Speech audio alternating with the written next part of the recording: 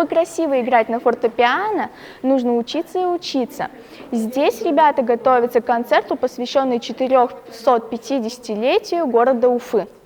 В рамках 6-го открытого городского конкурса исполнителей башкирской инструментальной музыки «От истоков к мастерству» состоится концерт фортепианной музыки. Его принимает Уфимское училище искусств. Ежегодный конкурс традиционно собирает друзей, учащихся и преподавателей музыкальных школ и студентов средних и высших учебных заведений культуры и искусства. Расскажи про произведение, которое ты исполняла. Я исполняла произведение Сергея Васильевича Рахманинова «Прелюдию си минор» из опуса 32, номер 10. Прелюдия по характеру достаточно мрачная, скорбная, и я выбрала ее, потому что именно в ней можно окунуться в атмосферу задумчивости. Ты так эмоционально играла. Расскажи, бывают ли случаи, когда ты в порыве нажимаешь не на те клавиши? Да, конечно, безусловно, и это достаточно часто, потому что, играя такие мощные произведения по энергетике, перестаешь думать вообще про текст, про клавиши, в принципе, про инструмент, ты полностью вживаешься в роль, в образ.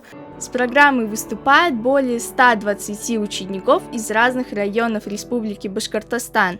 Помимо учеников на сцене играет российский пианист и деятель искусства Рустам Раджапович Шайхудинов. Мастерство конкурсантов оценивает высокопрофессиональное жюри. Если представить себя за большим роялем, то это волнительно, а особенно, когда ты на сцене перед большим количеством людей.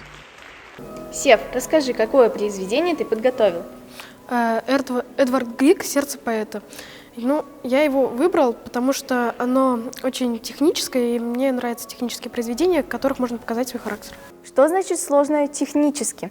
Это значит произведение, в котором очень сложно сыграть, очень много техники требуется.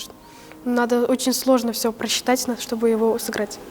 По итогам конкурса гран-при единогласно присуждено студенту 3-го курса Салаватского музыкального колледжа Муктумян Арсену. Зрители получают огромное удовольствие от высокого мастерства исполнителей. В зале не смолкают бурные аплодисменты. Поздравляем дипломатов конкурса! Желаем дальнейших творческих успехов, интересных встреч, ярких впечатлений и блистательных побед.